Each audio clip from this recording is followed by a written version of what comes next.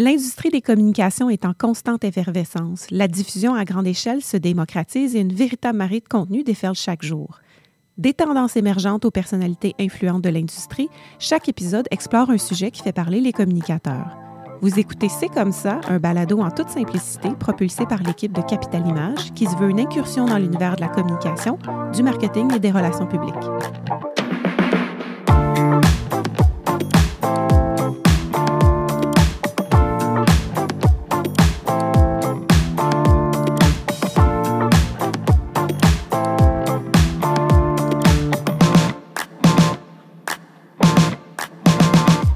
Bienvenue à notre 9e épisode du balado C'est comme ça, un épisode un peu spécial parce que cette année, notre agence Capital Image célèbre sa 35e année d'existence. 35 ans en affaires, en plus dans le milieu des communications qui, on s'entend, est en constante évolution et vit beaucoup de changements importants depuis plusieurs années, ça relève presque du miracle. Donc, pour souligner ce passage important-là, on avait envie d'en discuter en équipe pour, oui, regarder dans le rétroviseur, mais aussi pour parler de l'avenir et de ce qui s'en vient pour nous en communication dans les prochaines années. J'ai donc le bonheur aujourd'hui de vous présenter mes deux collègues avec qui je partage mon quotidien et pour qui j'ai une grande admiration aussi. Sylvie Letendre, présidente, actionnaire et co-directrice générale, et Myriam Lauzon, vice-présidente principale et co-directrice générale. Bonjour, mesdames. Bonjour, comment allez-vous? Ah, ça va bien. Oui, bien. Merci d'être avec moi aujourd'hui. Je suis bien heureuse de vous avoir avec moi autour du micro pour cet épisode de balado un peu spécial. Pour les auditeurs qui ne vous connaissent pas, peut-être que vous pourriez commencer par vous présenter. Si on commence par toi, Sylvie. Oui, certainement. Alors, ça fait déjà plus de 30 ans que je travaille en relations publiques et communication. J'ai débuté avec mes études en psychologie et affaires publiques à Concordia. Et par la suite, j'ai poursuivi avec un certificat en relations publiques à l'Université de Montréal. Et j'ai travaillé donc en agence et en entreprise, 16 ans dans le pharmaceutique, dans des entreprises internationales, mais basées à Montréal. Et je suis revenue chez Capital Image il y a 10 ans. Alors, j'ai complété mon agrément en relations publiques, ce qu'on appelle le ARP, en 1999. Et j'ai reçu mon fellowship de la Société canadienne de relations publiques en 2016. Alors, voilà. On pourra y revenir aussi, d'ailleurs, sur ton retour chez Capital Image un petit peu plus tard. Myriam. Oui, je travaille depuis une vingtaine d'années en communication, 18 ans chez Capital Image, donc une grande partie de ma carrière est en agence chez Capim. Je suis présentement à la maîtrise en sciences de la communication.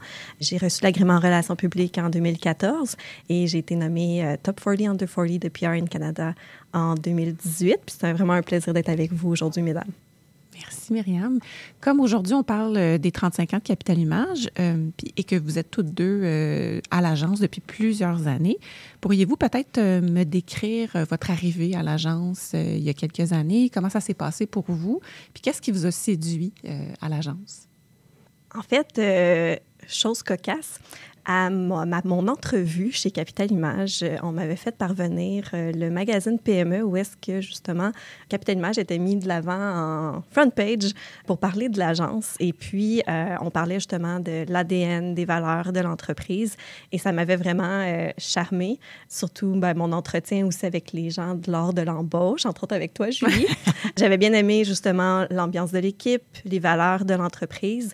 Et je trouvais aussi que le domaine des relations publiques pouvait m'apporter vraiment beaucoup pour toucher à plusieurs choses. Et puis, c'était vraiment ça qui m'avait charmée. Puis, lors de mon entrevue, j'avais dit que j'étais une employée loyale. Donc, après 18 ans, je pense que... C'est la preuve, oui. La preuve, I walk the talk. Et puis, justement, les possibilités de croissance professionnelle puis de côtoyer aussi plusieurs industries, pour moi, était quelque chose d'intéressant. Et moi, j'ajouterais à ça, pourquoi donc... quand j'ai quitté le monde pharmaceutique, pourquoi j'ai choisi cette agence-ci, c'est que le fondateur avait de très belles valeurs. Il avait bâti une très belle équipe et une belle philosophie qui s'arrimait très bien avec la mienne. Et donc, puis pour la petite histoire, donc, il y a une trentaine d'années, quand j'étais en début de carrière, puis j'étais pour une autre agence de relations publiques, notre fondateur, Yvon Deshôtels, faisait de la sous-traitance pour l'agence où je travaillais. Il faisait de la formation de porte-parole médicale, il nous aidait avec les B-rolls. Et donc, on s'est connus il y a tant d'années et il m'a approché il y a une dizaine d'années pour dire, écoute, j'aimerais vraiment ça que tu viennes au sein de l'équipe. Et puis, alors voilà. Alors, on se connaissait avant. Mais Et voilà, la c'est un petite petit histoire monde, fait le que milieu des communications. le monde est petit. En effet. Et à l'époque, quand vous êtes arrivés chez Capital Image, les deux, c'était quoi le genre de service que l'agence offrait à ce moment-là? Certainement. Donc, c'est une autre époque. Hein. C'est Ouais. sûr qu'on va reparler de l'époque numérique, mais il y avait les rapports annuels, il y avait les relations de presse, formation de porte-parole, bien sûr, et les campagnes de presse, c'était ce que nos clients voulaient le plus. Donc, ça, c'est où est-ce qu'on était en début, en fin de compte? Oui, bien, c'était les années du fax, des pochettes de presse, des envois par courrier de nouveaux produits, donc des relations de presse très traditionnelles. On avait un environnement médiatique aussi qui était tout autre à l'époque, où est-ce que c'est les belles années des journaux, où est-ce qu'il y avait des grandes salles de presse, beaucoup plus de médias aussi de disponibles, où est-ce qu'on pouvait bâtir des relations privilégiées et solides avec certains de ces journalistes-là, qui est encore le cas présentement, mais on sait que l'environnement médiatique a beaucoup changé depuis les années, puis notre agence a suivi aussi le rythme. En effet, justement, cette évolution-là, on la connaît dans les dernières années, mais vous diriez que depuis ces années-là, à vos débuts chez Capital Image, comment ça a évolué, les services, justement? Bien, c'est sûr que l'arrivée de tout ce qui est site Internet et également l'arrivée des réseaux sociaux a vraiment eu un impact sur notre agence et sur le domaine des communications en général. On parle aussi des nouvelles 24 heures. Avant, il y avait juste une date de tombée à 4 heures et puis les nouvelles du soir qui étaient très importantes. Là, on a de la nouvelle en continu. Donc, ça a augmenté là, la création de contenu et puis le volume de contenu qui est produit, mais aussi toute l'arrivée de tout ce qui est le numérique, évidemment. Et puis là, on voit évidemment une autre vague avec toute l'arrivée de l'intelligence artificielle générative. On parle de création d'agents AI. Donc, on s'en va vraiment, je pense, dans une troisième vague de grands changements importants pour le milieu. Mais en effet, là, on a justement, on s'est assuré là, d'être en avant-plan de ces nouvelles technologies-là pour introduire des services de stratégie numérique, de référencement SEO, de campagne SEM, placement publicitaire. Donc, on a toujours voulu faire une offre de communication intégrée. Donc, on a dû justement intégrer aussi ces nouveaux outils-là dans notre gamme de services. Dans notre métier de communicateur, communicatrice, le fait d'être flexible et de toujours désirer apprendre plus est super important dans ce type de métier. Puis on en a parlé, il y a eu de la transformation, il y en a encore beaucoup qui s'en vient. En effet. Pour la petite anecdote, moi, je me rappelle, dans mes débuts chez Capital Image, évidemment, on faxait nos communiqués souvent dans les salles de presse, mais quand l'arrivée des blogs, par exemple, est arrivée, certains de nos clients ne voyaient peut-être pas la valeur pour eux d'avoir de la couverture en ligne. Mais là, aujourd'hui, on est complètement ailleurs. Donc, la valeur du contenu a aussi changé pour certains de nos clients. Puis maintenant, le numérique, évidemment, fait partie des solutions intégrées qu'on offre à l'agence. Puis, il y a une autre chose aussi à considérer. C'est pas juste ce qui se passe au niveau des communications, mais ce qui se passe chez nos clients aussi. Ils vivent des défis qui sont différents de ce qu'on a pu voir par le passé. On pense justement à la pénurie de main-d'œuvre.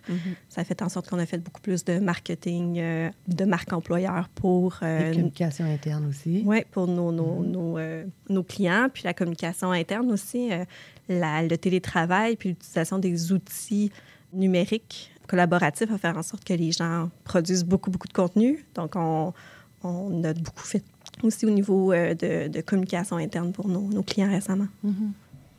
Vous avez mentionné un petit peu plus tôt que ce qui vous a séduit aussi au départ chez Capital Image, c'est les valeurs qui avaient été beaucoup inculquées par le fondateur Yvon Deshôtels.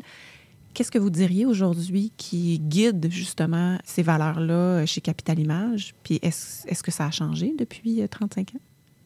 Je dirais que l'intégrité, l'éthique, c'est très important et c'est définitivement là. La créativité, super important pour une agence de relations publiques, la rigueur, bien sûr, et l'aspect humain, relationnel. Alors, à ça, on peut ajouter l'efficacité, parce que quand un client nous donne son budget, c'est pour le maximiser. Alors, l'équipe est donc mise à l'œuvre pour bien livrer de façon la plus rapide, la plus efficace possible. Alors ça reste toujours dans une façon d'approcher notre travail. Oui, bien justement, on parlait de valeurs un peu plus tôt, puis c'est vraiment ça qui m'avait attirée dans l'agence, puis qu'on essaie de maintenir en place. Tu parlais du fondateur Yvon Desautels. Je pense qu'il a infusé tout ce qu'il aimait moins du monde des agences. Il a essayé justement de trouver une façon de faire une agence de communication autrement, avec justement ses valeurs à lui, qui perdurent dans le temps. Puis je pense que Sylvie aussi, c'est pas pour rien qui a insisté pour qu'elle vienne à l'agence. Elle vivait aussi ces valeurs-là, puis il savait que avec notre co-direction puis ta collaboration, Julie, il y avait un sentiment qu'on pouvait faire perdurer ces valeurs de base-là qui étaient inculquées. Donc, pour nous, ça a toujours été un élément différenciateur, soit dans nos relations avec nos clients, mais également auprès de l'équipe. Donc, je pense que ça, même pendant la pandémie, là, on s'est assuré que même à distance, les gens pouvaient vivre ces valeurs-là puis sentent que c'était ancré là, dans notre entreprise. On parle de valeurs puis qu'on fait un peu les choses un peu différemment à notre manière. Est-ce que vous avez des exemples concrets de comment ça se vit au quotidien chez nous? Il y a quelques trucs qu'on a inculqués il y a plusieurs années, dont les étoiles du mois. Je pense qu'il y a un programme qui est super apprécié par nos employés. Chaque mois, les gens votent pour leurs collègues. Donc, c'est des collègues qui votent pour des collègues qui se sont démarqués, qui ont vraiment fait une différence, soit dans un compte client, soit en développement des affaires, qui se sont vraiment démarqués. Puis c'est toujours un moment agréable de regarder toutes les bonnes choses qu'on a faites durant le mois, puis de se féliciter entre nous. Je pense que c'est une des choses. Je pense aussi toutes les petites attentions qu'on porte aux gens, puis qu'on le fait de bon cœur, là, de s'assurer que les gens, justement, vivent des beaux moments, qu'ils se sentent reconnus et vus, entendus. On essaie de faire en sorte que quand les gens viennent nous voir avec des conseils, des idées, qu'on puisse les entendre puis les mettre en application lorsque c'est possible. Donc, c'est plein je pense, de petites choses qui font des grandes choses aussi. Puis on s'assure que les gens qui sont embauchés chez nous vivent ces valeurs-là, puis qui développent une belle collaboration, surtout qu'on est majoritairement en télétravail. C'est important que les gens aient une très bonne collaboration entre eux, puis que le pudding pogne, comme on dit. Puis tantôt, Sylvie, tu parlais d'innovation, que c'est vraiment important dans notre milieu. Est-ce que ça, l'innovation, est-ce qu'il y a des exemples que tu pourrais nous donner par rapport à l'innovation? Comment ça se vit à l'agence? Mais je pense que ce serait des fois trop facile de s'asseoir sur nos lauriers, de toujours répéter les mêmes formules, la même recette. Mais dans notre domaine, comme dans plusieurs autres domaines, c'est super important d'aller se réinventer, d'aller apprendre les best practices qui sont faites par d'autres à l'extérieur, par des entreprises, de rester vraiment 100% à l'affût de ce qu'on peut lire dans les médias, de ce qui est fait, même à la grandeur des États-Unis. Je pense qu'il faut s'inspirer de partout, pas simplement ici localement.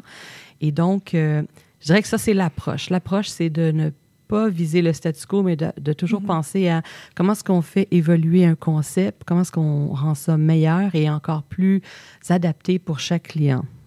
Il y a aussi, je crois, justement, par le biais de nos clients, on est en mesure de rester à l'affût des tendances. Donc, je pense que c'est par cette collaboration-là puis cette relation-là qu'on bâtit avec nos clients. Certains sont avec nous depuis de nombreuses années, puis même des fois, ils quittent leur emploi pour aller ailleurs puis ils reviennent travailler chez nous. Mais ça nous permet justement de rester à l'affût. On a plusieurs clients en technologie, entre autres. Puis, un bon exemple, c'est qu'on a dû, pour l'un d'eux, faire toute une analyse de l'écosystème de l'intelligence artificielle en 2016. Donc, même, ça nous permettait, nous, de comprendre cet écosystème-là, de voir les prochaines tendances, puis voir comment ça allait impacter pas juste leur industrie, mais notre industrie à nous aussi. Puis, justement, quand ChatGPT est arrivé, bien, très rapidement, là, en début d'année, on a mis en place des politiques d'utilisation pour nos employés, des formations.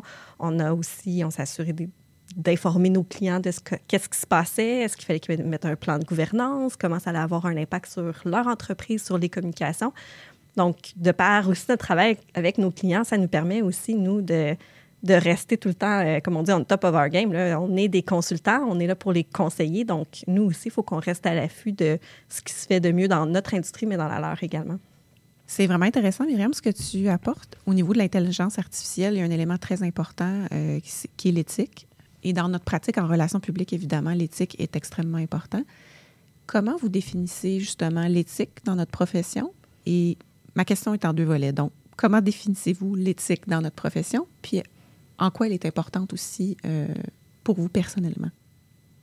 Bien, c'est sûr que dans tout ce qui est communication, il y a un gros élément de confiance. Donc, je pense que l'éthique passe aussi par des relations publiques qui établissent des éléments de confiance, de crédibilité, puis ça a évidemment un impact sur la réputation. Donc, je pense que c'est à tous les communicateurs, mais encore plus nous, en tant que service conseil en communication auprès de nos clients, de s'assurer que notre pratique, mais la leur également, suivent, entre autres, le code d'éthique et de déontologie de, par exemple, la Société québécoise de relations publiques. Puis c'est notre responsabilité d'avoir une transparence, d'être honnête aussi avec nos publics. Je pense qu'il y a tellement de gestion d'enjeux et de crises qui ont démontré qu'une transparence puis une communication qui est basée justement sur préserver cette confiance-là qu'on a avec nos publics est tellement importante. On parle de confiance et c'est vraiment crucial en affaires et dans toutes sortes de sphères dans la vraie vie. Notre partenaire d'agence pour le Canada anglais, qui s'appelle Proof Strategies, en était à sa 9e édition cette année du CanTrust Survey, donc l'indice CanTrust, et il mesure la confiance que les Québécois et que les Canadiens ressentent envers différentes organisations et différentes entités. Et ce qu'on a découvert cette année, les nouveaux résultats nous disent que, évidemment, les politiciens, malheureusement, il y a une grosse baisse de confiance à cet égard-là. Au niveau des scientifiques, des médecins, ça va très bien. C'est une très grande confiance. Les médias traditionnels sont aussi, ont fait confiance. Les Québécois font vraiment confiance aux médias traditionnels à comparer de toutes les autres provinces canadiennes. Ça nous différencie quand même. Mais cette année, puis probablement on interprète ça comme étant le fait que c'est après la pandémie où est-ce qu'on ne savait plus trop à qui, à quoi avoir confiance. Cette année, le groupe à qui on a le plus confiance sont nos amis et nos familles. Ah, intéressant. Alors, même si ce ne sont pas des experts en environnement ou dans différents autres sujets, on a tendance à aller vers ces gens-là pour aller voir c'est quoi ton opinion, qu'est-ce que tu as lu, qu'est-ce que tu en penses. Et c'est le groupe à qui on fait le plus confiance. Alors, ce que ça veut dire, c'est que le bouche à oreille est super important. Donc, nous, quand on identifie des tactiques ou des stratégies pour nos clients, et on doit penser, est-ce qu'on fait un concours, qu'est-ce qu'on fait sur les médias sociaux, est-ce qu'on fait de l'événementiel, il faut se rappeler qu'on fait confiance aux gens de notre propre cercle. Alors, ils sont un agent d'influence pour nos décisions d'achat, que ce soit service ou produit. Donc, je pense que c'est quelque chose qui est important. Mais la confiance, c'est tellement important, c'est dans toutes les sphères et on ne s'en sort pas, autant avec nos employés, avec nos clients et nos clients envers leur partie prenante. En effet, puis les relations publiques, je pense que c'est une des fonctions principales dans notre profession, c'est d'établir des relations de confiance avec les différents publics. Donc, je pense que c'est un élément intéressant que le CanTrust a décelé cette année. Puis, ça nous indique peut-être aussi que le niveau de confiance envers les institutions publiques, les différentes organisations, si elle est à la baisse, notre réseau de proximité, les gens qui nous entourent devient d'autant plus important pour conserver cette confiance-là. Mm-hmm. En termes de tendance dans notre industrie, qu'est-ce que vous pensez qui est à surveiller dans les prochaines années? On a parlé d'intelligence artificielle, bien évidemment, mais est-ce qu'il y a d'autres tendances qui seraient à surveiller? Mais tu parlais justement de création de relations, puis à quel point c'est important. Récemment, on a fait plusieurs recherches qualitatives pour des plans de communication pour certains de nos clients. Et ce qui revient beaucoup, c'est la volonté d'être en présentiel avec les gens. Donc, je ne parle pas de télétravail, mais je parle vraiment, les gens ont besoin de voir des gens en personne. Rétablir les contacts en personne. Rétablir les contacts en personne. Je pense qu'il y a eu une grande volonté là, de produire beaucoup de contenu numérique. On était en télétravail, on ne pouvait pas se voir en personne. Ça a fait en sorte qu'on a développé, on a commencé à utiliser beaucoup d'outils ou de moyens ou de stratégies numériques, ce qui est bien. Mais ce qu'on réalise, c'est que avant d'ouvrir une infolettre, avant de vouloir suivre quelqu'un ou d'interagir avec cette personne-là au niveau numérique, bien, ton sentiment d'appartenance et d'engagement est beaucoup plus grand si tu l'as rencontré en personne, si tu as établi des liens. Donc, tout ce qui est le retour en présentiel va être beaucoup là.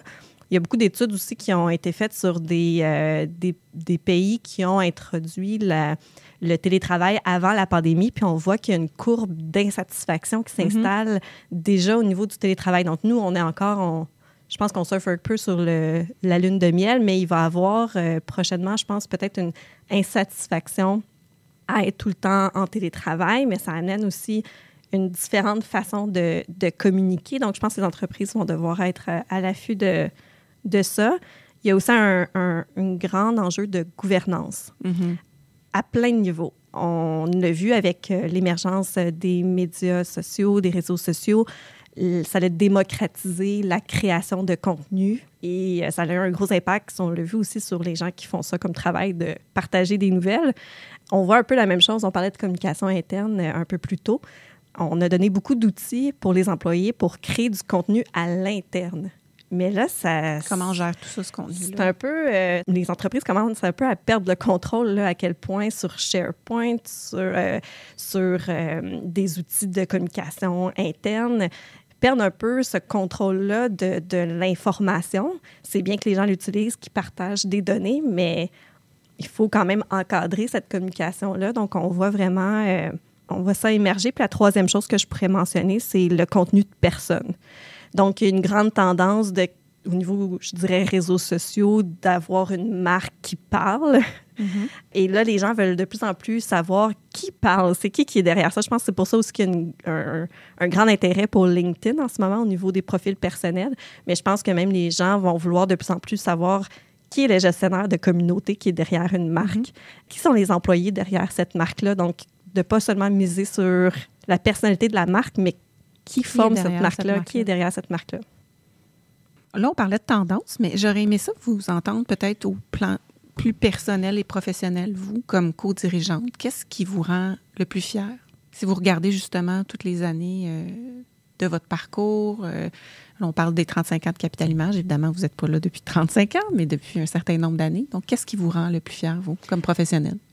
Le fait que l'entreprise a vécu une passation, c'est-à-dire entre le fondateur et président, et maintenant un nouveau groupe, je pense que ça, c'est déjà un critère de succès parce que ça s'est déroulé à partir de janvier 2020, juste avant la pandémie. Oui. Et on a donc survécu, ou bien on a vécu à travers plusieurs phases et plusieurs défis, et on est toujours là. Et donc ça me rend très fière, le fait que la longévité de l'entreprise. Et outre que ça, je pense que c'est vraiment chouette de pouvoir se dire, il y a eu des valeurs à la base, il y a eu une philosophie, il y a eu une façon de fonctionner qui perdure toujours parce que le désir est là, que ça perdure et les bonnes actions sont mises pour renforcer de façon à ce que ça continue. Alors ça me rend très fière aussi. Et troisièmement, je dirais, avant de céder la parole à ma collègue Myriam, le fait que notre entreprise ou notre type d'industrie, ça demande des équipes extrêmement mobilisées. Ça demande des gens passionnés. Ce n'est pas une recette dans une petite boîte qui est toujours la même. Le succès dépend de l'intelligence et du désir de se surpasser des artisans, de l'équipe qui travaille avec nous. Alors, ça me rend très fière de penser qu'on peut avoir une si belle équipe de gens allumés qui veulent vraiment toujours se surpasser puis aller chercher des résultats beaucoup plus hauts que ce qu'on pensait au départ. Donc, ce surpassement-là, c'est quelque chose que je trouve merveilleux. Bien dit, Sylvie. Oui, vraiment inspirant. Puis, je pense que c'est ça qui me rend la plus fière. C'est d'avoir vu des professionnels grandir puis s'épanouir chez nous. Puis aussi, le sentiment d'appartenance qui reste, même s'ils décident de continuer leur vie professionnelle ailleurs. Il y a beaucoup de gens qui sont encore très attachés à l'agence, qui sont nostalgiques de certains beaux moments qu'ils ont passés chez nous. Il y a beaucoup de belles amitiés qui se sont développées, des grossesses, des naissances, des mariages, des déménagements. Je pense qu'une entreprise, c'est pas juste le fruit de notre travail, mais c'est aussi de voir que ça permet à plein de personnes de s'épanouir professionnellement, mais personnellement aussi dans leurs relations. Puis, c'est quelque chose que moi-même, j'ai vécu tout au long de mes 18 ans. Donc, je pense que c'est juste tellement agréable de le voir chez d'autres personnes puis de pouvoir les accompagner dans leur vie professionnelle et personnelle. Et je dirais, pour faire du pouce, qu'il y a des amitiés qui sont nées il y a 20 ans, il y a 10 ans, il y a 15 ans, qui perdurent toujours. Alors, c'était des collègues qui avaient le bureau juste à côté du nôtre, avec qui on avait fait des beaux projets. Et ces personnes-là peuvent poursuivre leur carrière ailleurs, comme tu le mentionnais. Malgré ça, il y a encore des contacts. Il y a encore la relation d'amitié continue. Alors ça, je trouve ça vraiment bien. Puis il y en a même qui reviennent, hein, Julie? Oui, c'est ça. Il y a eu quelques boomerangs dans l'équipe. Il y a eu quelques boomerangs, des gens qui partent puis finalement qui reviennent. Donc, encore une fois, je pense que ça démontre l'attachement des gens, je pense, à l'équipe. C'est ça qu'on dit, c'est que tout ce qu'on veut, c'est que les gens, leur passage chez nous soit agréable. Et long. Et long. En terminant, peut-être que j'aimerais ça vous entendre. On parle de l'équipe, des gens qui sont revenus et de l'importance de ces collègues-là lors de leur passage. La relève a toujours été très importante chez Capital Image, comme dans beaucoup d'autres agences. Si vous aviez un conseil à donner à la relève ou aux jeunes professionnels qui arrivent dans le domaine et en agence de relations publiques, ce serait lequel? Moi, c'est un conseil que je donne souvent aux stagiaires ou à des jeunes professionnels de notre industrie, c'est donne-toi entièrement. Notre profession n'est pas une profession de 9 à 5. On est en apprentissage le week-end, en soirée, quand on regarde ou consomme les médias ou quand on écoute ce qui se passe à l'extérieur. Prends tout ça, ajoute ça à tes compétences, à tes connaissances, ta valeur ne peut qu'augmenter. Et sois un étudiant à longueur de vie, en fin de compte. On n'arrête pas d'apprendre parce qu'on a fini notre bac. La curiosité. La curiosité est tellement importante. Donc, pour ma part, mon conseil, c'est vraiment sois passionné, donne-toi à 100%, défonce-toi même et apprends et continue d'évoluer. Alors, c'est vraiment ça. Moi, je crois que c'est la curiosité qui va un peu à ce qu'on disait. On est dans un domaine, mais qui va tellement vite, qui évolue rapidement. Puis je crois que vouloir innover, demeurer curieux, intéressé, c'est sûr que venant de moi qui est encore sur les bancs d'école de façon continue, c'est quelque chose que moi j'apprécie puis que j'apprécie voir chez les gens. Puis je pense qu'il est payant à long terme d'être curieux puis de toujours vouloir apprendre des nouvelles choses. Puis pas seulement dans notre milieu. Curiosité en général, une curiosité intellectuelle, ça nourrit puis c'est important. Mais je pense le partage de connaissances aussi. Je crois, peu importe le nombre d'années d'expérience qu'on a, on a toujours quelque chose à apporter, on a une valeur à ajouter, puis on a une expérience de vie professionnelle qui peut faire grandir nos collègues et qui peut amener un projet plus loin. Donc, ce partage-là de connaissances est important. On le vit même chez nous à l'interne et à l'externe également, autant avec notre blog que l'infolettre, que la balado. Et entre collègues, c'est super important. On organise aussi des lunch and learn où est-ce qu'on met de l'avant certains collègues qui ont été faire des formations, qui ont une expertise pour la partager. Donc, peu importe, je pense, justement, si on commence dans le domaine, on a des connaissances qui peuvent être même partagées avec nos équipes et pas avoir peur de le faire. Absolument. Merci Myriam, merci Sylvie. C'était vraiment agréable de jaser avec vous aujourd'hui. D'ailleurs, on est heureuse de vous présenter notre invité en deuxième segment. Il est un pionnier dans le monde des relations publiques au Québec et il a fondé une agence, Capital Image, il y a 35 ans de ça. On parle évidemment du fondateur Yvon Deshôtels. On a eu la chance, toutes les trois, à différentes époques de notre carrière, de travailler avec Yvon. Donc, on est vraiment heureuse de pouvoir s'entretenir avec lui aujourd'hui puis de pouvoir discuter de son parcours et de Capital Image. Dans le cadre du 35e anniversaire de Capital Image, on avait envie de parler avec le fondateur, Yvon Deshôtels, avec qui j'ai eu la chance de travailler il y a plusieurs années de ça. Donc, bonjour Yvon, comment allez-vous? Bonjour, très bien. C'est génial. Bien, merci d'avoir accepté notre invitation. On est vraiment heureuse de vous recevoir aujourd'hui dans notre épisode. Je le disais d'entrée de jeu, vous êtes le fondateur de Capital Image. Vous avez fondé cette agence-là il y a 35 ans maintenant. Pour la petite histoire, comment vous est venue l'idée de fonder votre propre agence de relations publiques il y a 35 ans? Je veux dire que dans la vie, il y a des portes qui s'ouvrent, puis il y en a d'autres qui se ferment. En effet. Alors, l'histoire de Capital Image a commencé par une porte qui s'est fermée. Alors, j'étais le directeur des communications d'une entreprise et qui a été achetée et on a tous perdu nos emplois. Ah. Alors, ça, on parle des années 80. Alors, je suis allé en ce qu'ils appelaient la réaffectation de cadre et j'ai passé des tests. J'avais un conseiller. Il me dit, Monsieur Deshôtels, je pense que vous avez un profil entrepreneurial. J'ai dit, je n'ai pas pensé à ça. Ça ne vous était jamais venu à l'esprit, non? Non, j'étais comme dans mes emplois et non, c'était pas une idée qui m'était venue. Alors, je lui ai dit, bon, peut-être, je vais regarder ça, éventuellement, peut-être, mais j'ai quand même trouvé un emploi. Mais à l'été 1989, je pense que la semence avait été plantée, puis elle avait comme grandi. Alors, j'ai un collègue qui m'avait demandé, bon, j'ai besoin d'un plan de communication pour une entreprise qui va fusionner et il y aura des mises à pied. Ah, ben j'ai dit, je connais ça. Ah oui. Et les deux, on a fait la même chose parce qu'il était mon directeur des ressources humaines à l'époque. Alors, j'ai accepté le mandat Et dans le fond, c'est le premier mandat de Capital Image. Ça vient d'un ex-collègue. Et c'est aussi l'annonce d'une mauvaise nouvelle. Et c'est comme ça que ça a commencé. Donc, vous avez commencé seul comme consultant De la maison. de la maison, sans Exactement. avoir précisément un plan devant vous Non, de non. comment allait vivre Capital Image et à quoi ça allait ressembler. Mais j'ai aimé ça. Vous avez aimé ça. Oui. En Alors, effet. j'étais installé dans un petit bureau à la maison. J'avais déjà un peu d'équipement et je n'avais pas de dette, je me suis dit, pourquoi pas? Alors, l'ex-collègue en question m'a amené d'autres contrats et j'ai été quand même pas mal occupé cet automne-là. Et là, j'ai pris la décision de commencer les démarches pour créer la compagnie. Alors, ça, c'est l'automne 89.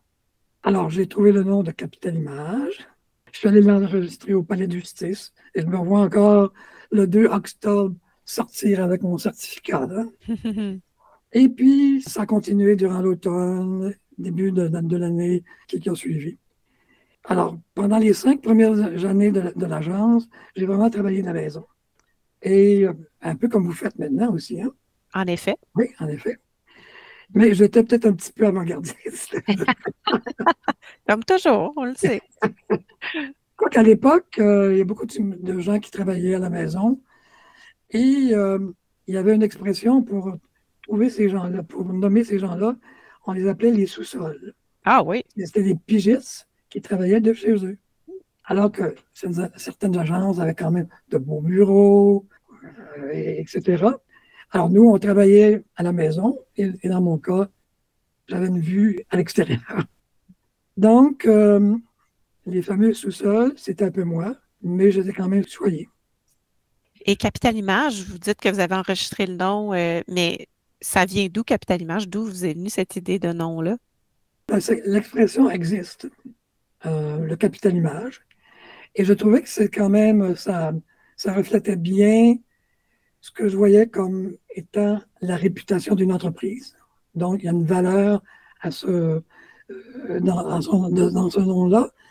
Et l'autre élément, c'est qu'on m'avait dit, si tu enregistres le nom d'une compagnie, ça serait bien que ce soit pas ton nom nécessairement. Alors, je trouvais que c'est intéressant. En effet.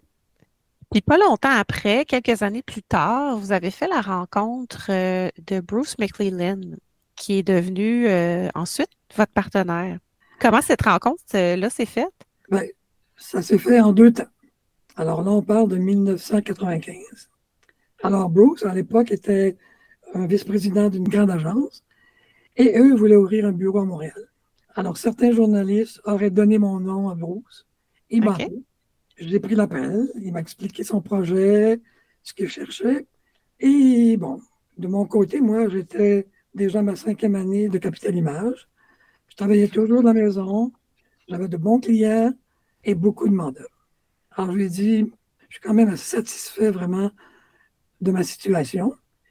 Et malheureusement, j'ai passé. Mais j'ai dit, je vais trouver quelqu'un. Ce que j'ai fait, il a embauché cette personne-là qui a ouvert le bureau de l'agence en question. Alors, deuxième temps, 1 an plus tard, Bruce me rappelle. Alors, il me dit, j'ai commencé mon entreprise et j'ai besoin d'un bureau au Québec. Est-ce que ce serait une idée intéressante pour toi? Alors, j'ai dit oui, parce que bon, je garde mon nom, je garde mon indépendance. Et puis, alors, il est venu à Montréal, on s'est assis, on a discuté du projet. Et puis, on a trouvé qu'on avait des intérêts communs, des valeurs communes. Et finalement, j'ai décidé de sauter, en fait, dans le projet. Alors là, on est en 1996. Alors, durant l'été, on a comme finalisé les choses. Et par contre, il y avait un défi pour moi. Je devais quitter la maison pour ouvrir un bureau. Alors, j'ai passé l'été 96 à trouver un bureau, le meubler, embaucher une première employée, faire un déménagement. Puis, c'était vers le boulevard Laird que tu as connu. Oui. Alors, au début, on occupait 2 bureaux dans l'espace que tu as connu.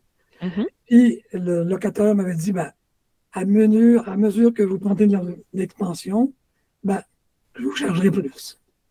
Ah, c'est intéressant. Oui, oui.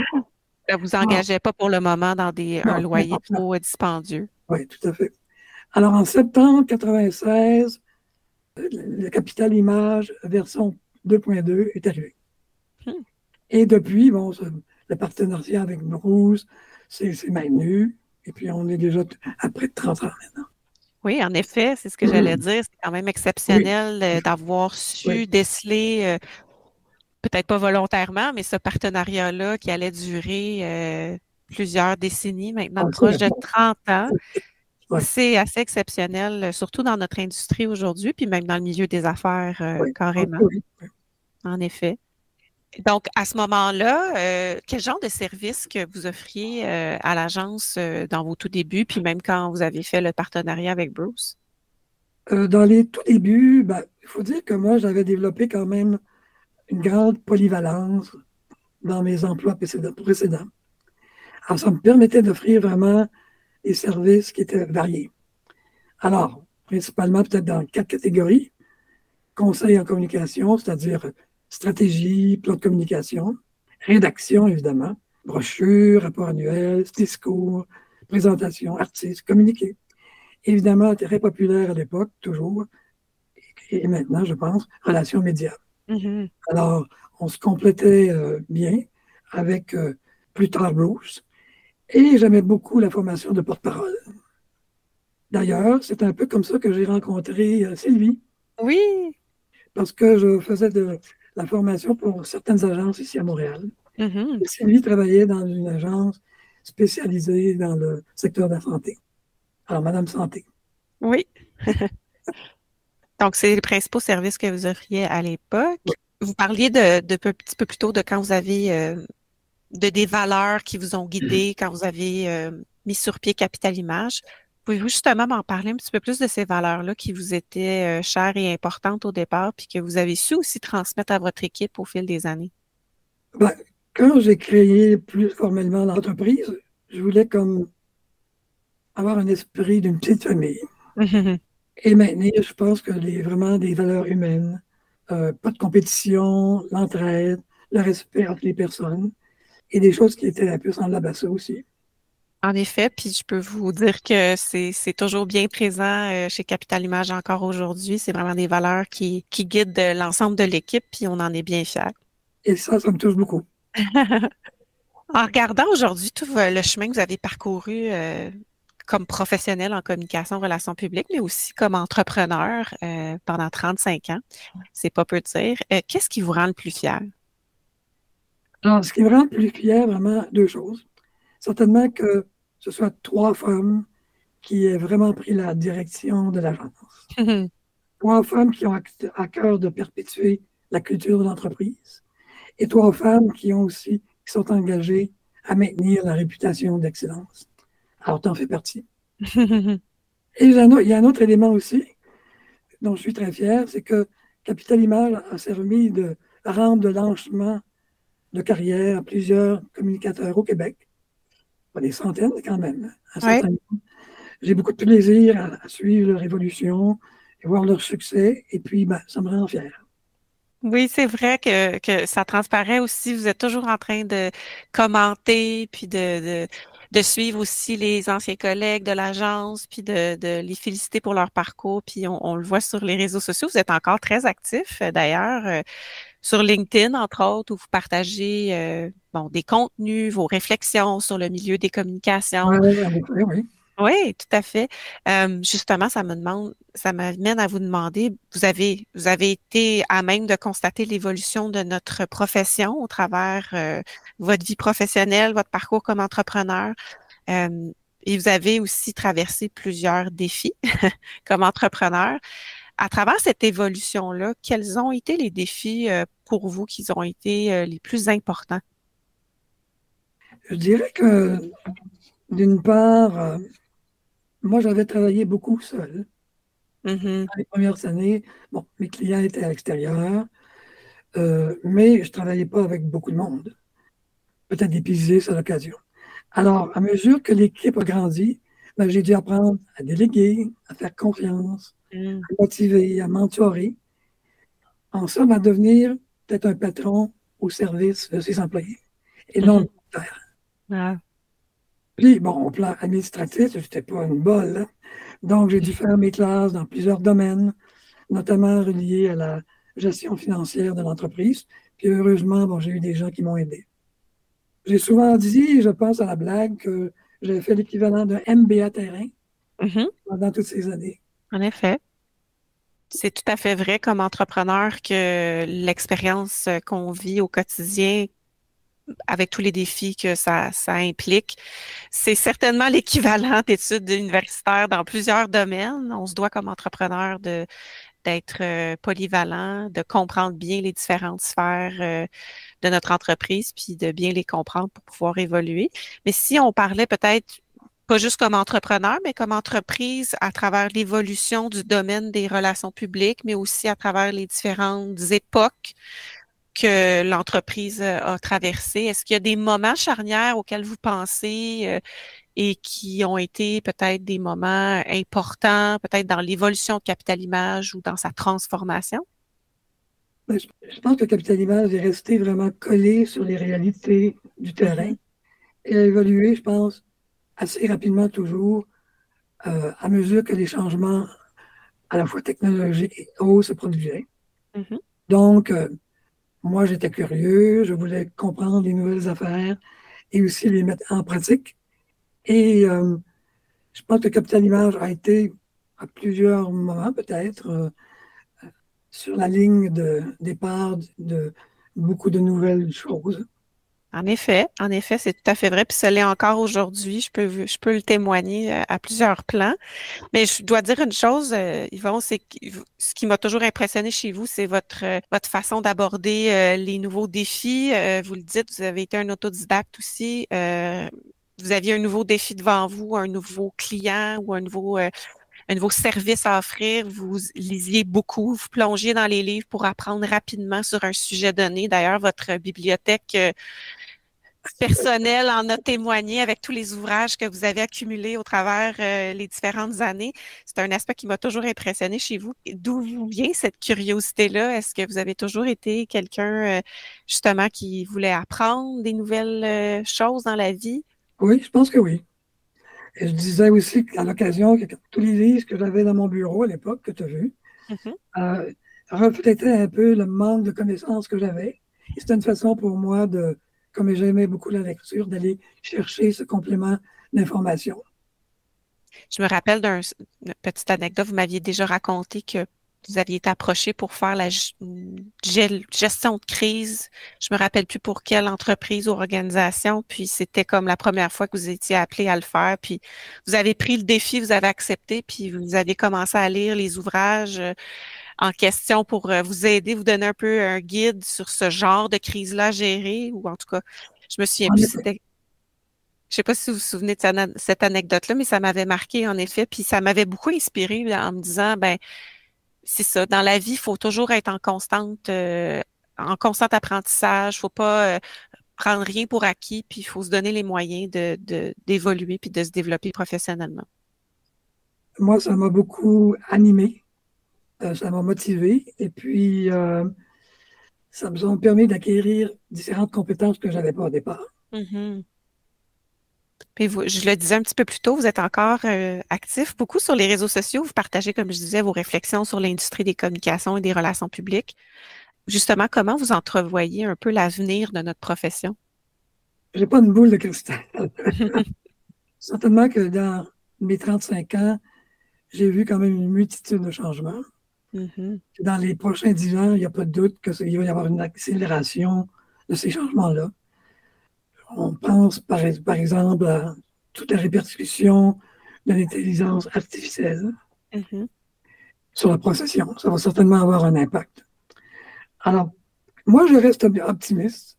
J'ai le sentiment que l'industrie va pouvoir s'adapter, comme elle l'a fait quand même dans les dernières décennies. J'espère qu'on va garder le cap sur les valeurs fondamentales de notre métier et les engagements éthiques qu'on a. Oui, absolument. Vous avez bien raison. En terminant, si vous le savez, puis je l'ai posé la question à Sylvie et Myriam un petit peu plus tôt en premier segment, mais la relève a toujours été très importante chez Capital Image. Alors, si vous aviez peut-être un seul conseil à donner aux jeunes professionnels qui veulent évoluer au sein de la profession, ça serait lequel? Je vais être plus généreux que toi. Vous allez m'en donner plus qu'un, hein? Oui, c'est ça. Ok, parfait. Peut-être 4. Je dirais, ça s'applique peut-être plus à l'agence, au secteur des agences, mais en fait, je dirais développer sa capacité d'écoute. Et ça permet de connaître les réalités et les enjeux du client. Développer sa capacité d'analyse. Ça permet de comprendre les éléments d'une situation. Développer sa créativité. Ça permet de proposer des solutions innovantes et performantes. Puis finalement, un autre mantra, continuellement investir en soi pour élargir ses compétences. C'est des très bons conseils, c'est Yvon. Vous avez bien fait de nous en donner plus qu'un. Merci beaucoup, Yvon. Ça a été un plaisir de vous voir.